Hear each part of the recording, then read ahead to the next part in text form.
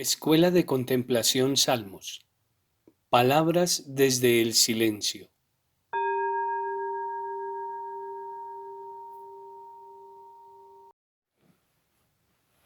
Carta a los obispos sobre algunos aspectos de la meditación cristiana.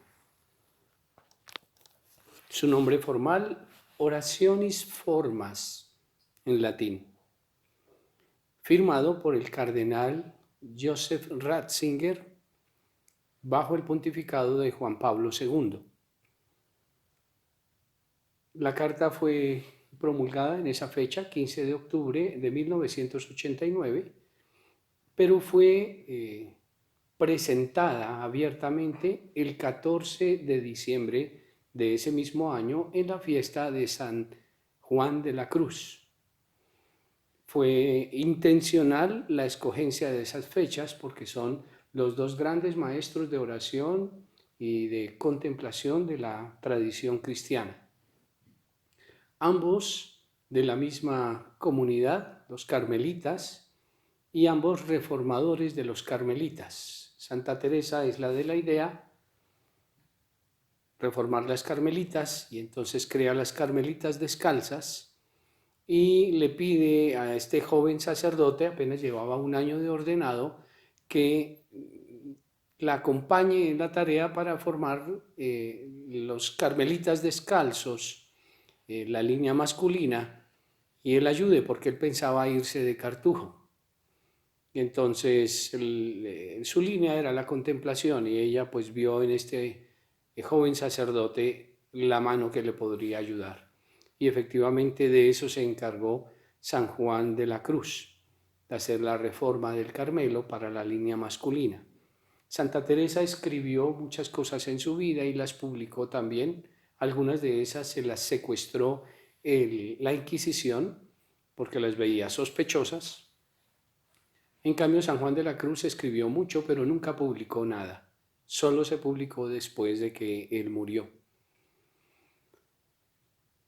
Bueno, entonces esta carta fue una carta, en su momento, pues fue todo un boom, porque estábamos terminando los años 80 y aparece un documento hablando sobre la meditación, dado que ya desde hacía décadas la influencia de las prácticas de origen oriental estaban haciendo mella dentro de la tradición cristiana en los fieles propiamente.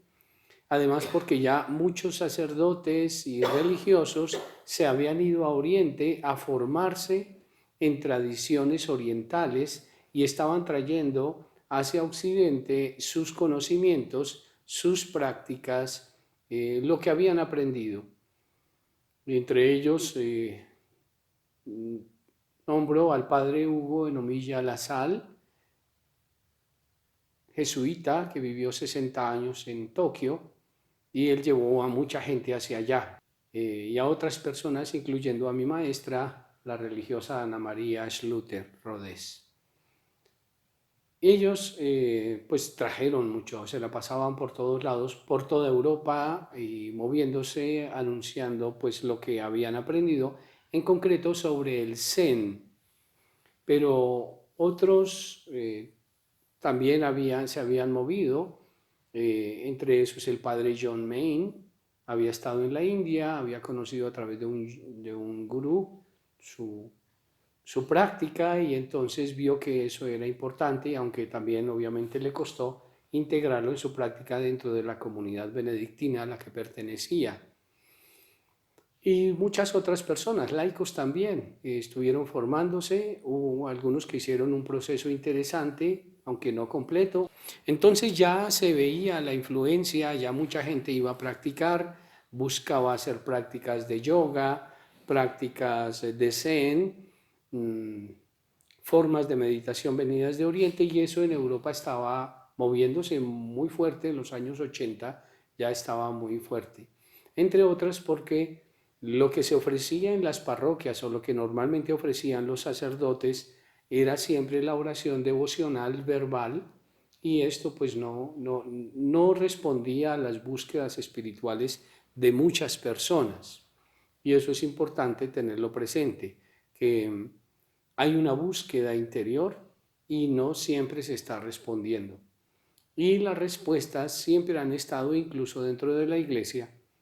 Por eso el cardenal Ratzinger, en colaboración con otras personas, se sabe que fue un sacerdote carmelita quien dio el primer bosquejo de la carta para promulgarla. El asunto, y ahí me van a escuchar en varias ocasiones este año, hacer una lectura crítica de ese documento, si bien es cierto que la carta es una maravilla como apertura a la búsqueda sobre todos estos temas, pues realmente quedó muy corta y la persona que él se encargó de hacerlo no supo integrar algunos elementos que debió haberlo hecho como carmelita. Más bien hizo una carta montada desde una visión más de Santa Teresa. Se le olvidó que San Juan de la Cruz tenía una fuerza muy grande, eso es muy extraño, y entonces dejó por fuera algunos aspectos que eran muy importantes y que siguen siendo muy importantes y que hoy día confirman la importancia de estos. Santa Teresa, como ustedes ya saben, es la principal representante de la mística de las nupcias. O sea, cuando se habla de amor, del enamoramiento de Dios, del noviazgo, de los desposorios, del matrimonio espiritual, la mejor representante es Santa Teresa y lo deja muy clarito en su libro Las Moradas. En cambio, San Juan de la Cruz es más un místico de la esencia, es decir, es el retornar a su ser esencial, a hablar del vacío y de la nada, en la cual se encuentra la verdad de la presencia divina.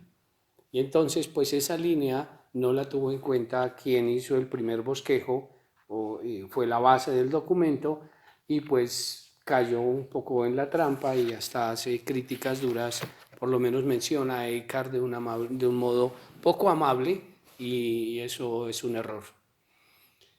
Entonces, pero bueno, fue algo que abrió la puerta y vale la pena por eso retomar esa carta en estos 30 años y hay que volver a hablar con ella, con la carta y de la carta y enriquecerla.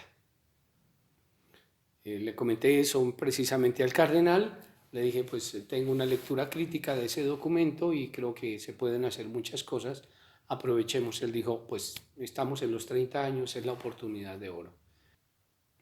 Y entonces voy a leer lo que dice ese documento en los numerales 26, 27 y 28, que habla sobre los métodos psicofísicos corpóreos, así los llamaron, métodos psicofísicos corpóreos para la práctica.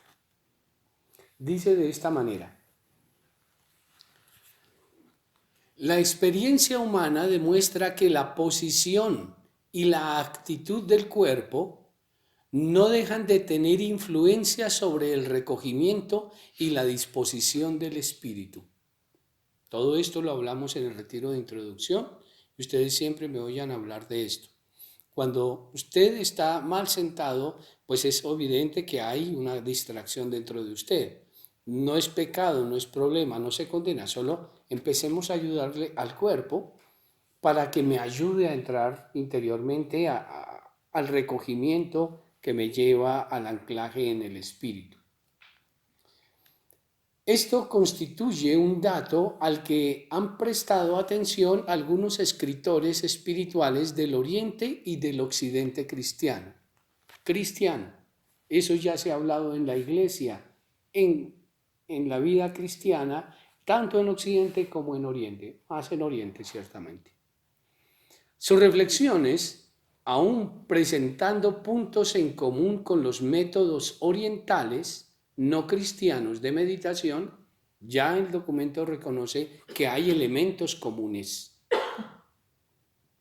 Evitan aquellas exageraciones o visiones unilaterales que, en cambio, con frecuencia se proponen hoy en día a personas insuficientemente preparadas.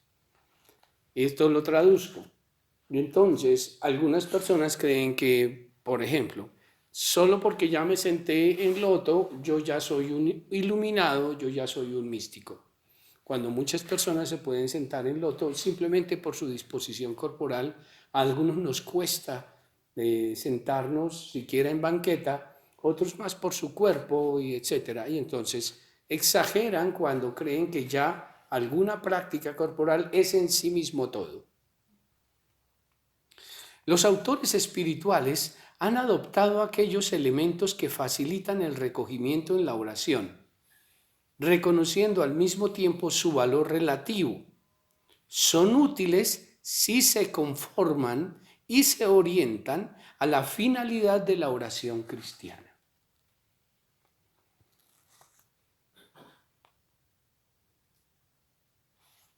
Hay citas a pie de página de todo el documento, hay muchas citas, y en este caso ahí cita documentos antiguos. Mire, Tertuliano, esto es al comienzo de la iglesia, Bernabé, San Justino, San Hipólito Romano, Orígenes. Estamos hablando de la patrística de los primeros padres de la iglesia, los primeros 5 o 6 siglos de la iglesia. Ya ellos hablan del cuerpo y de cómo eso se implica en el cuerpo. Por ejemplo, el ayuno cristiano posee ante todo el significado de un ejercicio de penitencia y de sacrificio, pero ya para los padres, a los de la patrística, estaba también orientado a hacer más disponible al hombre para el encuentro con Dios y al cristiano más capaz de dominio de sí mismo y simultáneamente más atento a los hermanos necesitados. Entonces tiene una dinámica de disposición a la oración, pero también de solidaridad. Que yo sienta hambre, eso me hace sentir el hambre del otro. En la oración, el hombre entero debe entrar en relación con Dios y por consiguiente también su cuerpo debe adoptar la postura más propicia al recogimiento. Eso lo dice además San Ignacio de Loyola en sus ejercicios espirituales. Tal posición puede expresar simbólicamente la misma oración, variando según las culturas y la sensibilidad personal. Entonces, en nuestra cultura, como ya nos hicieron un daño físico, pues no estamos acostumbrados a sentarnos en loto porque nos metieron una silla desde niños y pues eso nos atrofió nuestras articulaciones. Bueno, ese fue el condicionamiento cultural. En otras partes del mundo, a veces incluso simplemente por la pobreza no tienen sillas para estudiar, pues entonces ya la postura solamente se les facilita. Entonces, y también tiene que ver con la situación de la persona. Si me hicieron una cirugía y no me puedo poner en el suelo, no me puedo arrodillar, no me puedo sentar en loto, esto pues no se puede, de acuerdo a la persona también. No por eso queda descalificado. En algunos lugares, los cristianos están adquiriendo hoy una mayor conciencia de cómo puede favorecer la oración una determinada actitud del cuerpo. Cada vez somos más conscientes de eso, cada vez somos más.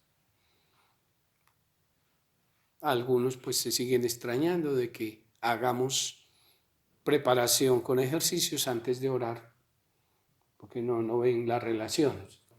Poco a poco vamos adquiriendo esa conciencia.